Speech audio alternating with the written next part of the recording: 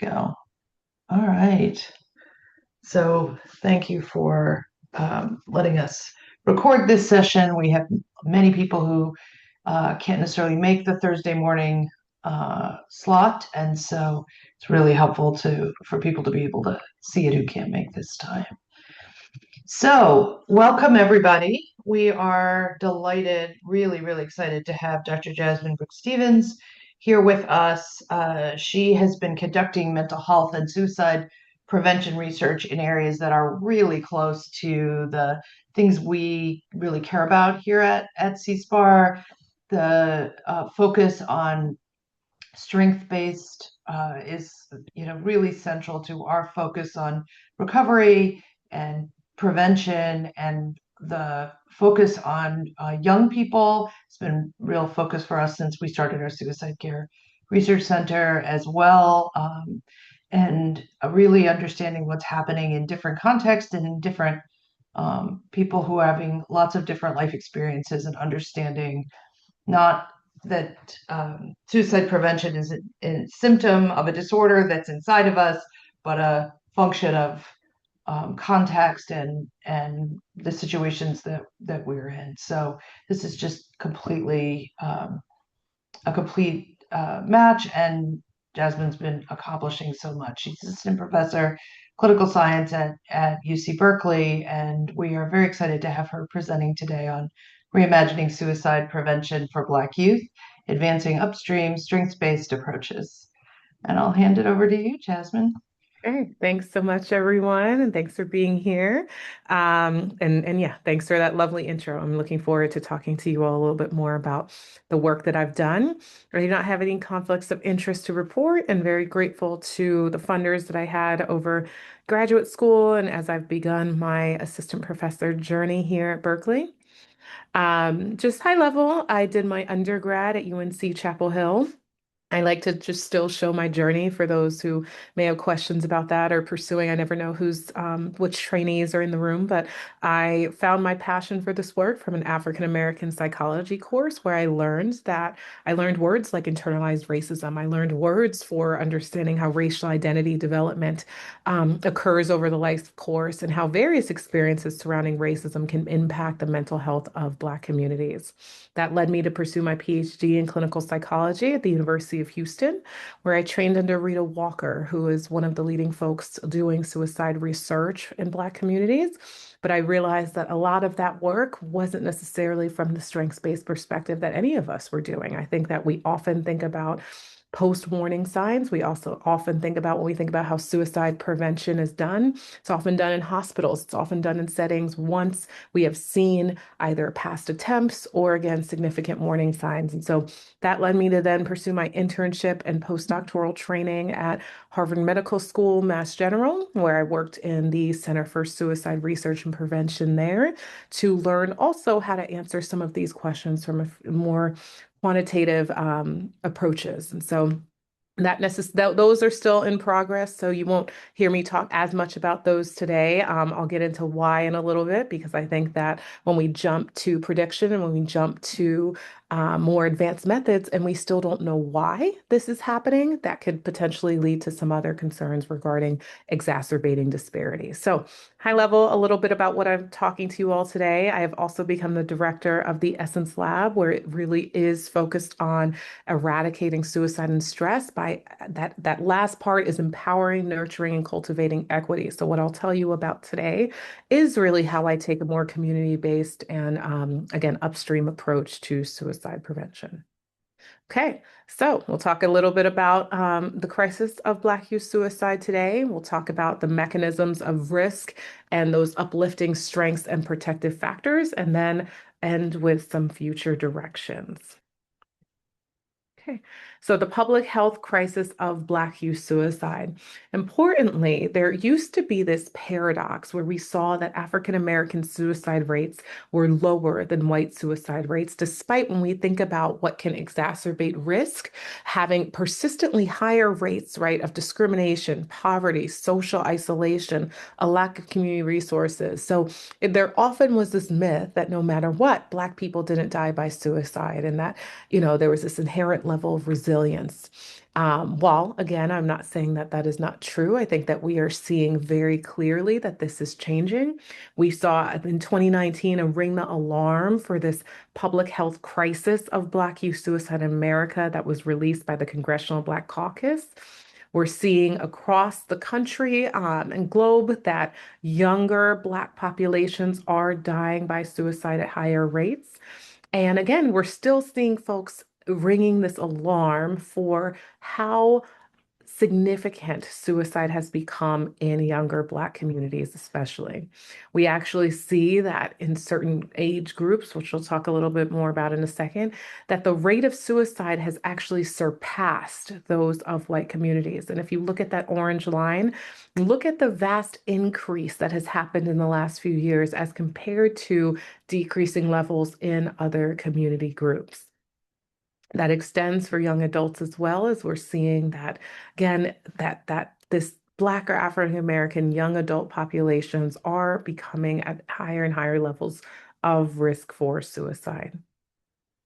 Okay. When we look at even more recent data, we're seeing that suicide amongst Black children has increased faster than any racial or ethnic group. And specifically, it has risen almost 145% in the past few decades for Black youth ages 10 to 17.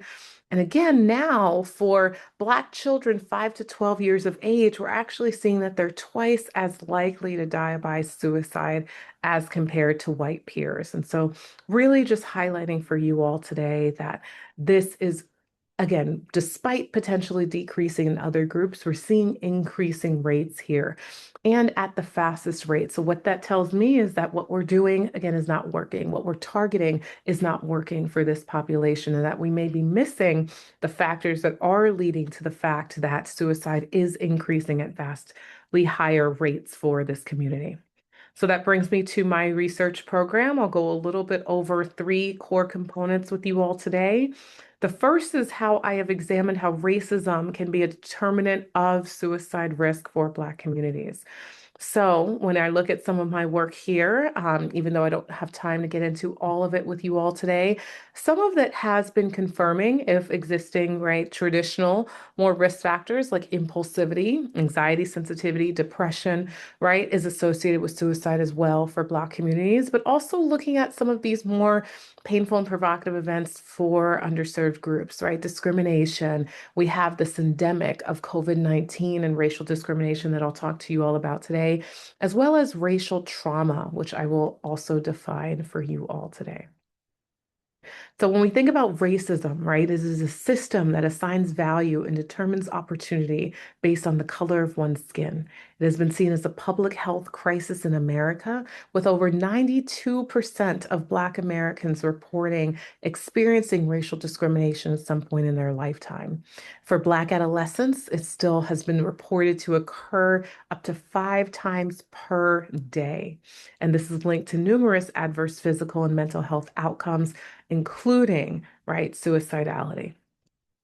This first paper that I will talk to you all about today is a framework that colleagues and I developed because when we were looking at existing models of suicide theory and the development of suicidal thoughts and behaviors, we were seeing this absence of the role of racism. And so we proposed receipts, which integrated structural racism into the interpersonal theory of suicide. And so here, what we showed here was that we took the core constructs from the interpersonal theory of suicide, right? So thwarted belongingness, perceived burdensomeness, hopelessness, and suicide capability. And we redefined what would this construct look like for individuals who are also experiencing structural racism. And so if I'll skim a couple, but for thwarted belongingness, right? When we're saying that traditionally it's seen as a sense of social disconnection and a lack of meaningful relationships, that structural racism can then exacerbate these feelings of disconnection, not only on the interpersonal levels, but also at the societal level. Right. We're seeing as well with suicide capability that was the ability to overcome the natural fear of death through exposure to physical or emotionally painful and provocative life events. right? And so then when we think about how receipts is proposing that suicide capability can be demonstrated for people experiencing structural racism, it's that chronic exposure to state and community sanctioned violence and racial trauma may then exacerbate and diminish one's fear of death even more, contributing to perhaps an even higher increased capability for suicide. When we look at this framework a little bit more about some of the mechanisms that we feel underlie this association between structural racism and those core constructs of the interpersonal theory of suicide, we are proposing that they occur through a diminished sense of control over one's life and outcomes, heightened arousal, so heightened hypervigilance and impulsivity that occurs due to this powerlessness that results from structural racism, as well as avoidance and cultural mistrust of healthcare systems due to historical and contemporary forms of, again, institutional racism there. And so this was one of the frameworks that we're working on evaluating at an empirical level, but that we proposed as, again, thinking about how can structural racism then exacerbate some of those core risk factors. Additionally, one of my recent articles from my graduate program, this was actually my master's thesis, I was looking at the interpersonal theory of suicide and I was just seeing how so many of our existing literature that considers what is associated with capability for suicide has not considered these, again, painful and provocative events, particularly for people of color. I described this a little bit already, so I won't spend too much time on it, right? But again, the interpersonal theory of suicide was what this study was based off of here. But originally, again, historically, what has been examined as the painful and provocative events that can lead to that capability for suicide, that different, what is proposed to be the difference between thinking about suicide and those who attempt and die by suicide are again these painful, provocative events. So, what's been done, right? We see that family history of suicide, impulsivity, combat exposure, suicide attempts, childhood maltreatment, right? That these are often what's associated with that lowered fear of death and elevated physical pain tolerance. Few studies it looked at even as well that placing sutures and withdrawing life support for medical doctors can also be associated with an increased capability for suicide. So we are seeing some studies look at certain subpopulations. However, again, what is missing or what was missing was really thinking about what is that role of discrimination. And so, following the exact model that they use to evaluate painful and provocative events, we did the same for discrimination. So, accounted for depression and suicidal ideation, as well as those more traditional painful and provocative events. And then we looked at the differences for Black and white adults. And so if you guys look at those red circles there, what you're seeing is that for Black communities, but not white communities, and these were again adults, that discrimination was associated with an increased capability for suicide above and beyond those more traditional risk factors. And so that really highlights that yet again, we're seeing that discrimination is not just associated with adverse health outcomes broadly, but specifically that mechanism that is proposed to be the difference between just having ideation and going on to attempt and or die by suicide. My dissertation expounded on this a little bit more, and this kind of brings me into some of the work where kind of this strengths-based approach began. And so, again, I remember leaving my master's thesis, and I'm just like, what does this mean? Like, what can we do about this? And I'm tired of, I think it's important to continue to demonstrate why we need to look at discrimination and racism. But what's next? What are we going to do about that? Right. And so I'm going to present the first part of my dissertation right now. And when we transition to the strengths-based part of this talk, I'll talk to you about the second aim here. But the first was still to demonstrate, in this case, the profound effects of the overlapping effect of the COVID-19 pandemic and racial discrimination. A lot of scholars coin this a syndemic because we saw that Black Americans experienced the highest hospitalization and mortality rates from COVID-19. and that this was simultaneously with increased media coverage of discrimination and police brutality towards Black people. And then you also had, again, this pressure to participate in global and national Black Lives Matter movements, despite being at a disproportionately higher rate to die from COVID-19. And so this was the first aim here of, again, just really looking at both individually how this led to increased risk for suicide, as well as the interacting effect here.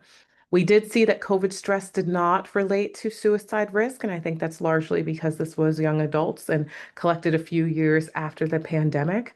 We did see racial discrimination was associated with increased risk for suicide, but then also what we found was this interacting effect that supported that idea that COVID stress and racial discrimination could be seen as a syndemic, that increased risk of suicide for Black individuals. And so, what this box shows in the top right corner is that above and beyond levels of general stress, that those who were at the greatest risk for suicide were those who were reporting higher COVID stress as well as higher levels of racial discrimination.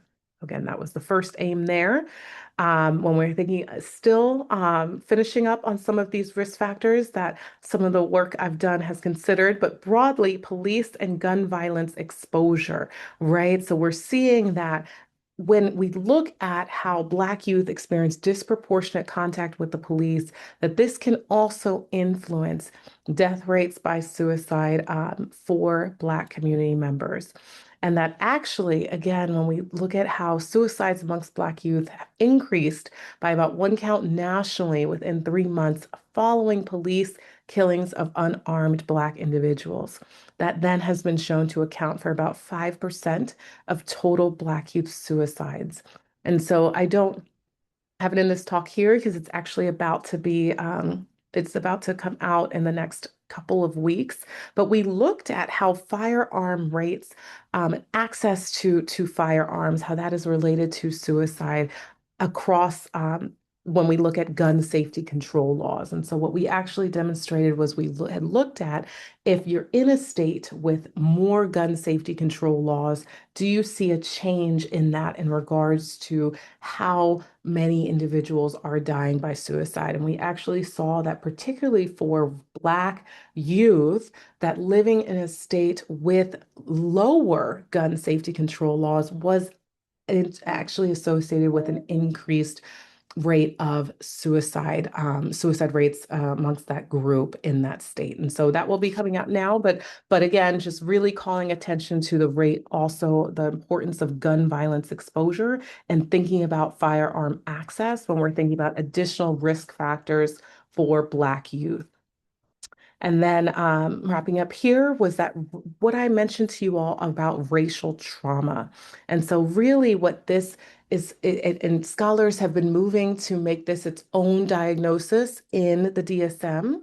But race-based traumatic stress refers to the emotional and psychological responses to racial instances that are unexpected, experiences threatening, and result in that significant psychological stress and those symptoms that considerably overlap with those of post-traumatic stress. So mood alterations, re-experiencing the event, rumination, and avoidance.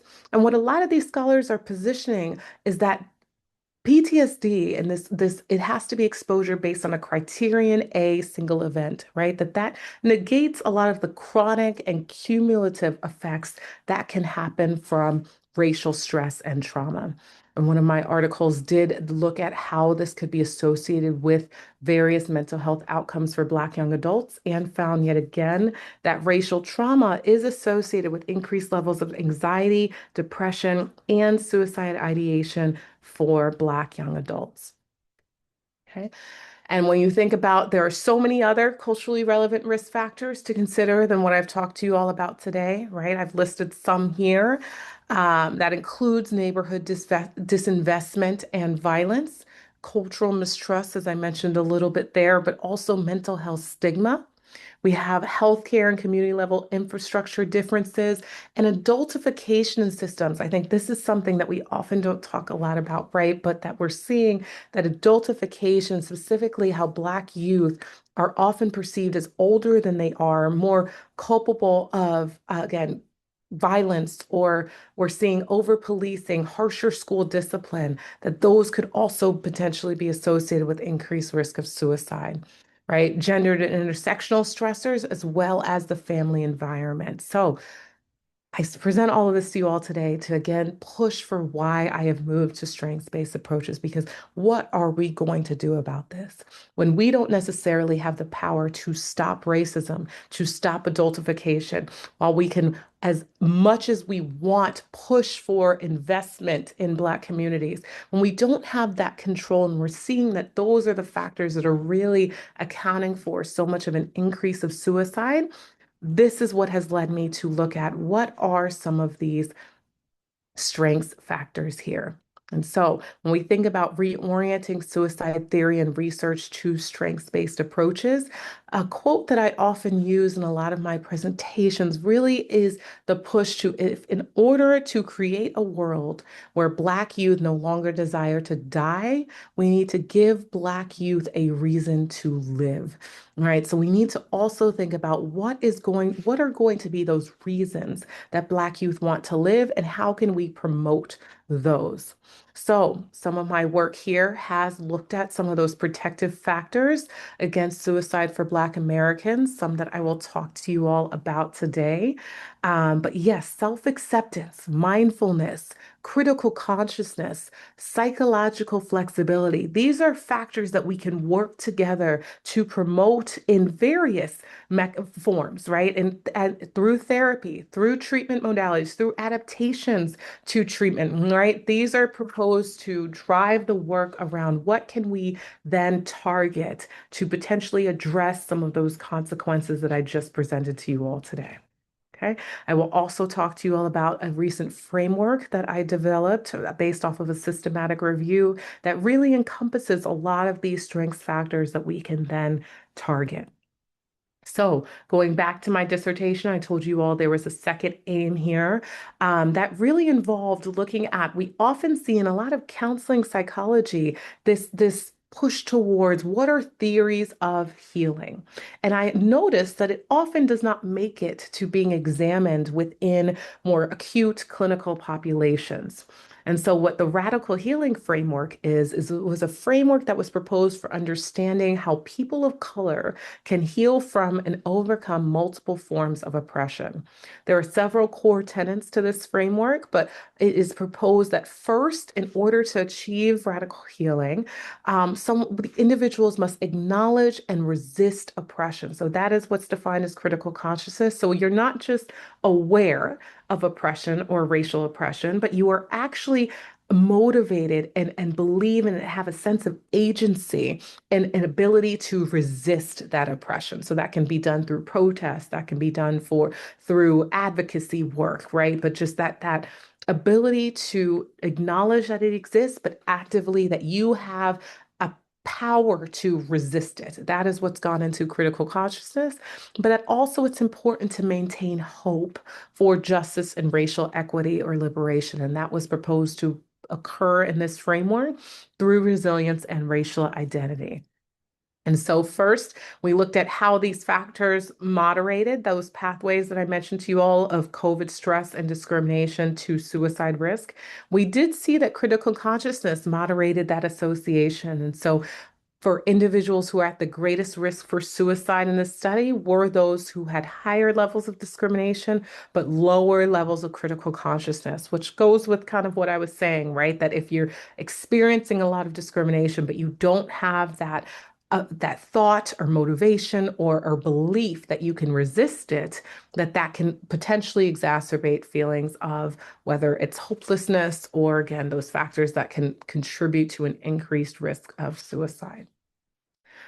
This finding here was particularly interesting. It was opposite the direction that we expected, but we found that racial identity moderated the association between COVID stress and suicide risk. But if you see here, it's those who experience high levels of COVID stress, but then higher racial identity were at the greatest risk for suicide. My explanation here is that when we think about some of what I just said, what could contribute to potentially internalizing experiences of racism or oppression more?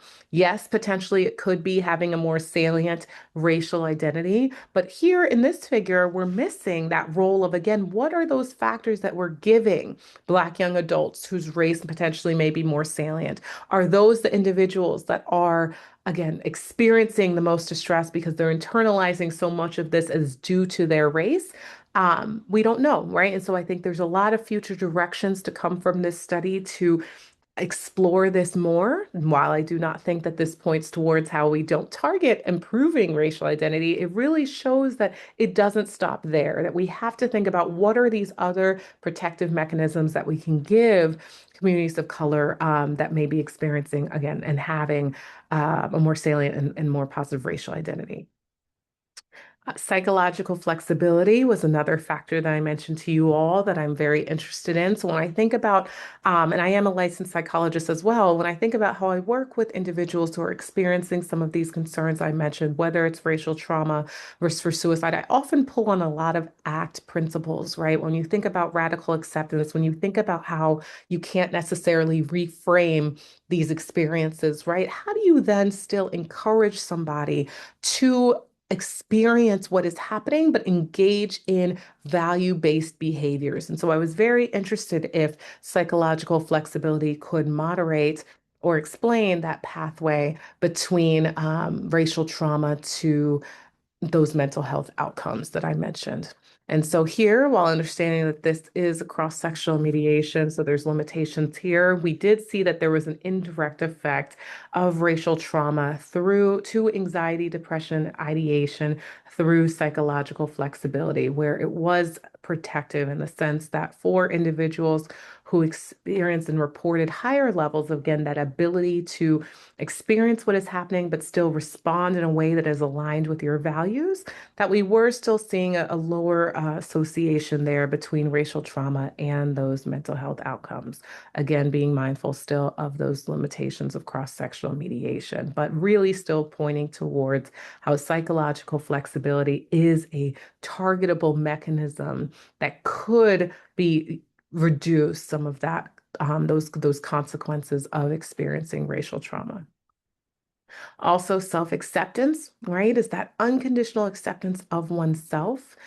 This core component of a model of psychological well-being, right? But it's really proposed to think about how can individuals make mistakes and experience rejection, oftentimes without that psychological distress. And so what we saw here was that self-acceptance actually moderated that pathway from depression to ideation, where for those with higher levels of self-acceptance, depression was no longer significantly associated with ideation. I mean, that to me, again, while small, it really to me shows that self-acceptance, like these are the factors that I wish so many of us move towards considering and thinking about how can we promote. While yes, it's really important to understand the development and these risk factors, this shows that if we think about actually also devoting just as much time to understanding how do we promote self-acceptance? How do we promote psychological flexibility for these individuals, that we can also have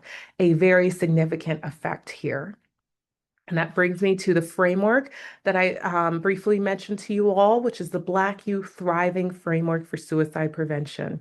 And what this was it was based again off of a systematic review of 53 studies in the past 10 years around strengths-based factors that could be associated with reduced suicide risk for Black youth. And so there were six mechanisms here that we found. I'll go over more on the next slide of what they mean, but intrapersonal psychological assets, kinship support, collective socialization, Black cultural identity, hope and future orientation, and religious and spiritual coping.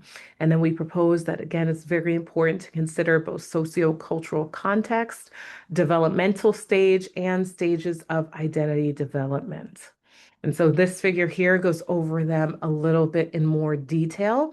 And so intrapersonal psychological assets were those that were similar to what I was talking to you all about: psychological flexibility, positive self-concept, emotion and affect regulation, right? These are the constructs that reflect how Black youth often engage in self-reflection, understand their emotions, thoughts, and behaviors, and how they regulate behavior, right? So these are often the more traditional psychological tools that we think about that we target in therapy. Kinship support. So this came up as a very significant factor for, again, how protective is the family? Are you experiencing, um, again, resources that are being discussed in the family, familial cohesion, connectedness, and parenting practices? Those were shown to have a very significant effect.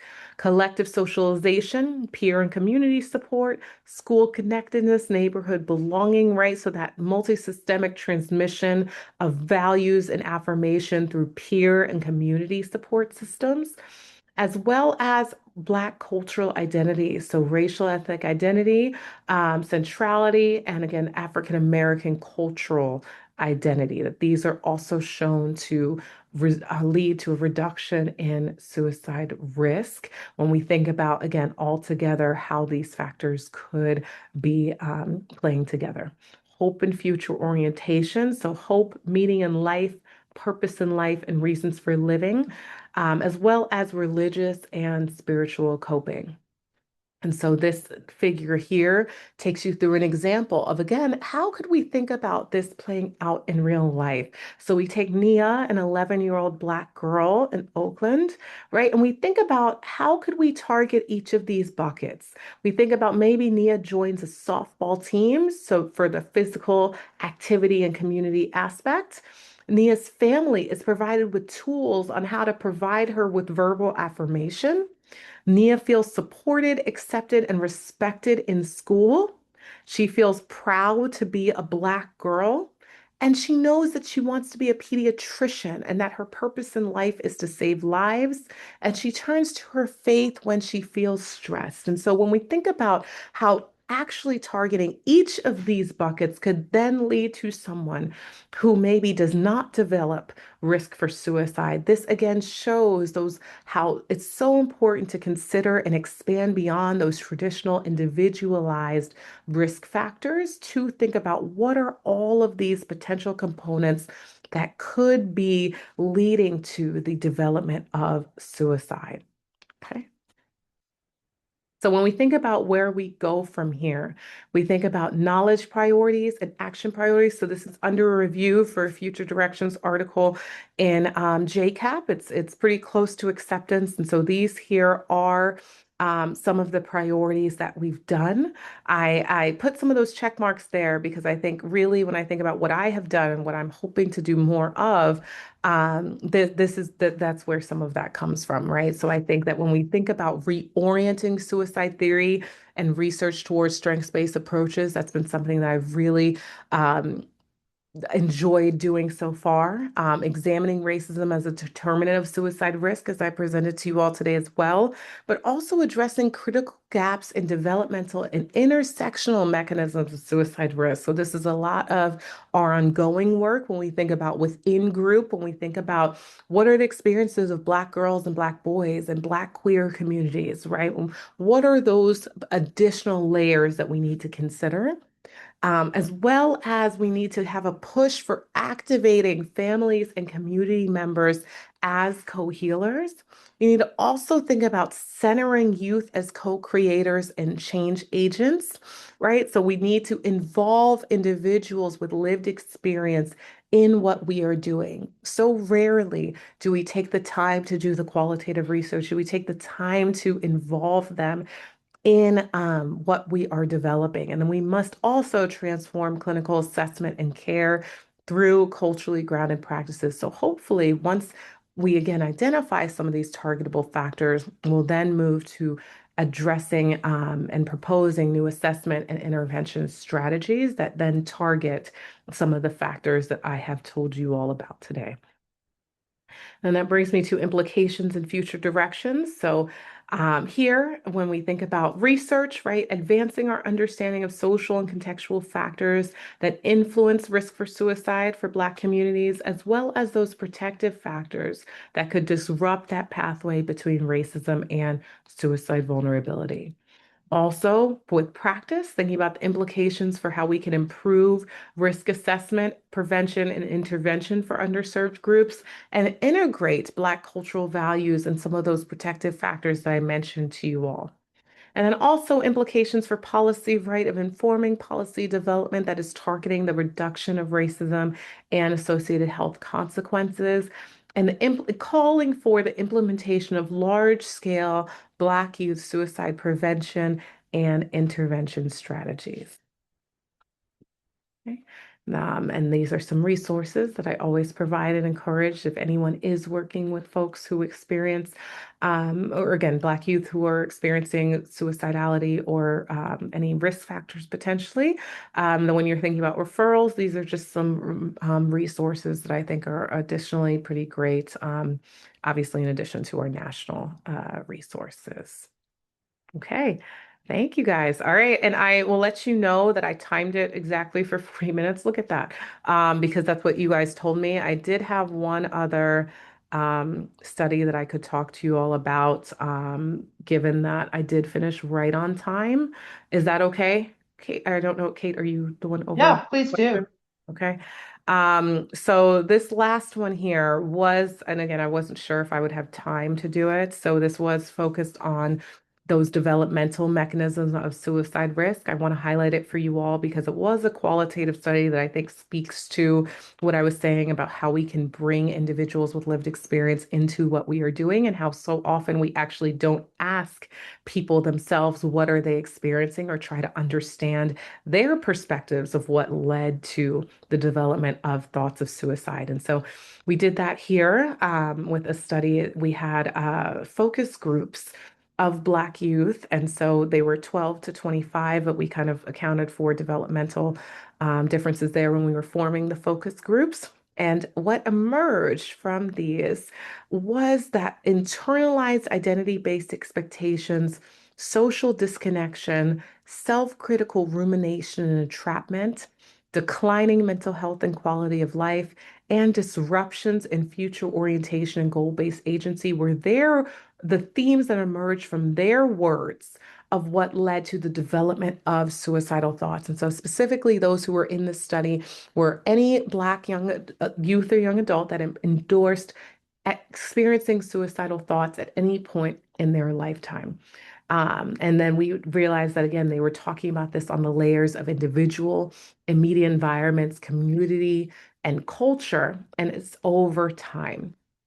Okay, and so some of the themes that emerged again in more detail, that first one here of internalized identity-based expectations, they described how racialized and gendered societal expectations across multiple layers, right? So families, peers, and communities created this pressure to meet unrealistic standards that then contributed to feeling like they did not belong. So internalizing that expectation that as a Black person, they have to then either become a doctor or achieve these external sources of success. That was really what they discussed there. We did see social disconnection, right? So, how relational and emotional disconnection contributed to suicidal thoughts, as well as self-critical rumination. So persistent negative thoughts about their self-worth, their perceived impact on others, and their ability to achieve their goals, how that led to the development of suicidal thoughts, as well as declining mental health and quality of life, right? So cumulative and compounding stressors across their lives, how that contributed to worsening mental health and reduced quality of life, and disruptions in future orientation and goal-based agency. So specifically that piece around how that pressure to succeed and concern about attaining their future goals and not necessarily seeing that they would be able to achieve those future goals, how that was also related to, in their words, the development of their thoughts of suicide. And so, just ending here with some quotes from the youth, right? When we look at that first theme of internalized identity-based expectations, of how this individual really focused on how, when they thought about how a lot of their suicidality had to do with things that follow being Black, right? This association between not being able to fulfill those expectations of what it means for a Black person, what it means to be successful for a Black person, how that was detrimental not only to themselves, but to the people who came before them and the people who came after them. We're seeing that social disconnection piece. What I really wanted to highlight here is that it's not just physical isolation, but sometimes they were reporting that even inside their family, inside the relationships that they had, that they were feeling very invalidated, not heard, not listened to the point where they were saying, if I'm not being heard, why am I here? If I'm not being valued, why am I here? If when I speak, it's going into a void, I already feel like I'm not here. Right. So, really pointing again to not just how we traditionally think about social disconnection as being not having those relationships or feeling alienated. It's also even within them, perhaps feeling that emotional social disconnection. Additionally, that self-critical rumination point, right? This person described how they couldn't go to sleep because they felt like they weren't in control of their mind, but that it was really about repetitive thinking around whether they were good enough to do life. And if they can't achieve simple things or go to college, how are they supposed to do life? So that again, rumination around not being good enough and those negative self-critical thoughts there, as well as declining mental health, right? So this individual talked about how they experienced ideation from age 11 to 17 because they had a lot of trauma that occurred that include being raised by a single mother who again didn't really get it. So we're seeing yet again that potential emotional disconnection piece, and experiencing parentification at home because they have younger siblings who they are responsible for. And these are teens using these words, parentification, right? I mean, I think about again what I was telling you all about adultification and just how they don't get to be kids anymore. This is, I think, yet another example of that occurring. And then the last quote was that disruption in future orientation, goal-based agencies. So this individual shared how usually for them, the thoughts of suicide occur when they think about all the goals that they want to achieve. Think about that line, that just thinking about the goals they want to achieve leads to the development of wanting to die. What does that tell us? Right? That again, when they think about the what ifs, when they think about what if it doesn't work out the way they planned it, then that is what leads to the development of suicide. So this shows so much complexity within the strengths factors, and even more of the reason as to why so much of my work right now is focusing on going to the community and asking them these questions, because even when we think about strengths, it's not as black and white as that. We need to think about, yes, because maybe if I'm opening up the door to dreaming with you, because of all the systemic barriers, now I've just opened up the door to thinking about and getting you excited about things that you feel like you're never going to achieve. And when we think about what could foster hopelessness, we see how that could lead to that there, right? But that's where so much of the work that I'm doing, and the call for, again, going back to that future research slide, to really examine these factors more, because I want to be able to answer that question. I want to be able to understand, how do we think about then the ways to target future orientation in a way that wouldn't create that potential opening the door to hope and then making you feel like you're never going to achieve it, right? And so that's what a lot of my work is upcoming and doing. But yeah, I want to thank you all for having me today. And now we, yep, have the around that 10-minute goal for questions. Thank you so much. I'm gonna throw it open here. It looks like Jasmine, and then I'll just try to kind of track the hands as we go here. Sorry, I don't have a question. Oh, okay. Uh, Christina, do you have a question? I think people were doing like the claps thing. So I think, Ah, that was why they were popping up. But yeah. I everybody reacts in a different way, I suppose. Uh, I have a question while other people are thinking about their questions. Do you see a lot of alignment when you're interacting with folks clinically or as you are in these kind of lived experience discussions and in your kind of quantitative work in terms of among all of the potential strengths that we could be leaning into, are there some that are kind of inspiring you as I think this kind of has a lot of legs and we might want to. hmm Yeah, I mean, I think what we're seeing, I mean, when it comes to each of these buckets, I mean, the thing that's popping out the most when we talk to these children is family. I mean, I over and over and over again, they are describing how they are in situations where they are told they can't experience emotions, where they are told that they went their parents went through X, Y, and Z. Why are they complaining? Still that invalidation piece has continued to arise over and over again for sure. I think the other one that we're seeing a lot is this future orientation piece. When we think about how are you thinking about your future goals, do you have the tools again to imagine what those could be, but then also what do you need to get there? I think that is the piece that we're seeing as well a lot.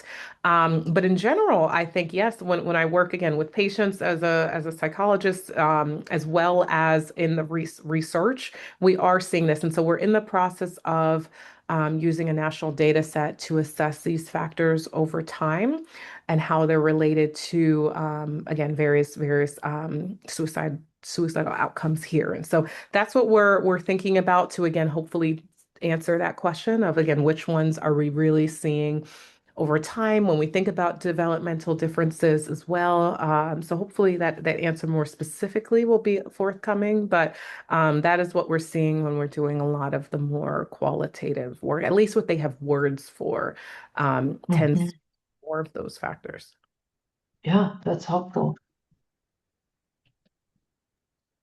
As I'm kind of hearing you talk about, the qualitative data, especially Jasmine, and some of the things that you're finding in your other studies, it really brings me back to a lot of like Durkheim's like anomic, fatalistic suicides and everything like that. And I'm curious to hear your thoughts on like how much do you think, suicidality in this community is driven by like sociological factors versus individual factors, and kind of how you think about the combination of the two. For sure. Yeah. I mean, absolutely. I think that that's been part of the concern is that we continuously neglect the role of the societal and community level factors, right? I think that, yes, so often we think about the individual risk factors, but even looking at this, I mean, as I kind of mentioned, right, we're seeing that there's so many layers to these risk and protective factors beyond just individual levels, for example, of what I said about self-acceptance and psychological flexibility, that again, what they have the words for is family, is peers, is right. I mean, so many other sources when they talk about so many will talk about church or these other spaces, extracurricular activities, right? That's what they have words for in that regard. But as I presented of that structural racism piece as well, and when we think about even what I just mentioned of the difference between just targeting individual future orientation and thinking about all those societal level factors that would then have to also work to help them achieve their goals.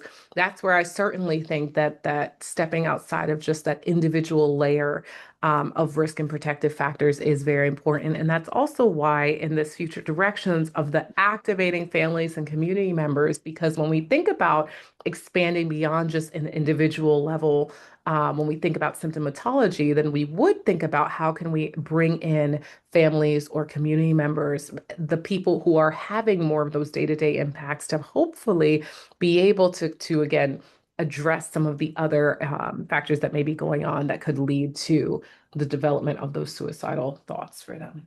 Mhm.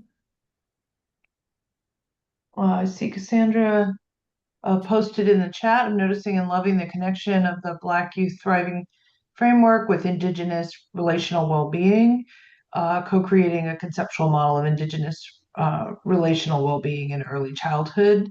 Do you have any Yeah, I'm not thoughts on that? familiar with that. I'm gonna have to look into that. I do know someone's work that I love that looks at similar is Lisa Wexler, who has done a lot of work with Native communities on strengths-based approaches. So I think, I'll definitely check out this model as well. But I do know that Dr. Wessler's work has also really pushed towards this. And so that's where I think, in other communities, I'm seeing kind of this push to strength space, but I'm still seeing that neglected in a lot of our broader research and also within Black communities. I think there has been a push more recently across the board to see the value in strengths work. Oh, hi.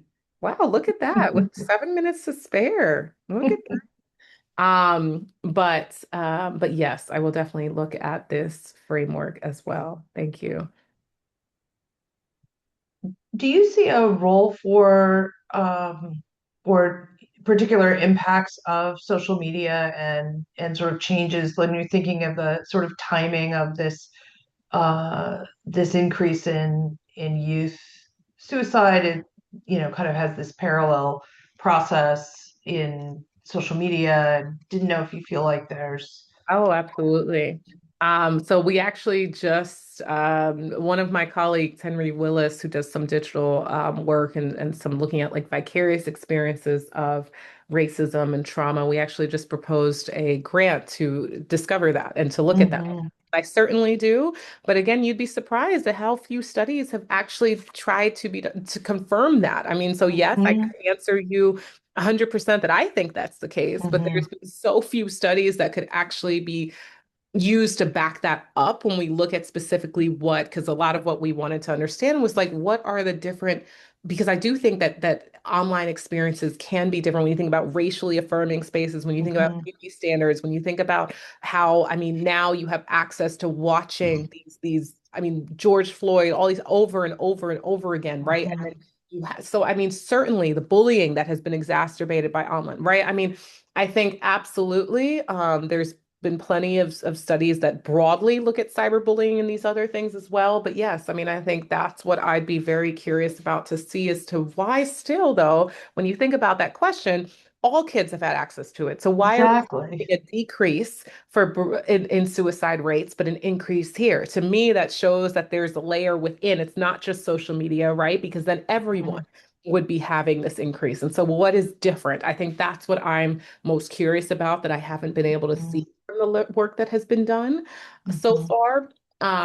But yes, I mean, I think when also within that study that we did, that qualitative work with them around the development of suicidal thoughts, it wasn't quite enough to become its own theme, but a sub-theme was 13 reasons why. Like three of mhm, children brought up how they were 10 when that came out and they had no idea what suicide was, but then they're seeing, oh, and they actually, one described going to the kitchen while watching it to pick up a knife. And I mean, it's just the accessibility to knowing what suicide is. mhm, That I think is a huge difference. But yet again, technically 13 Reasons Why was open to everyone, right? So I think mhm. there's so many layers there as to why we're seeing that increase more Black youth in particular. But no, that definitely I do think is a factor that hopefully we will be able to tease out a little bit more. But yes, absolutely. Very interesting. Um, Yeah, it's interesting that you mentioned the exposure piece, Jasmine, about like the social media exposure to kind of like George Floyd and everything like that. Because something one of my grad students recently picked up on and talked about was how like even just sometimes increasing awareness of how you're being discriminated against. Maybe you didn't have language for that or you had less awareness of that, so you weren't paying attention to it as much. But almost sometimes having more of that awareness makes you even like more hopeless about kind of what's going on out there. And I do wonder if like social media, especially for BIPOC youth, especially during COVID, Black Lives Matter and everything like that, the heightened awareness of discrimination and Yeah. racism and whatnot drove more hopelessness in these communities, Mhm. whereas maybe for other communities it didn't have the same effect. So For yeah. sure, for sure. And then you now have the added layer of Twitch, Chesley Christ, Marshawn Nealon, for anyone who knows about these. But I mean, you're getting national attention to all of these deaths by suicide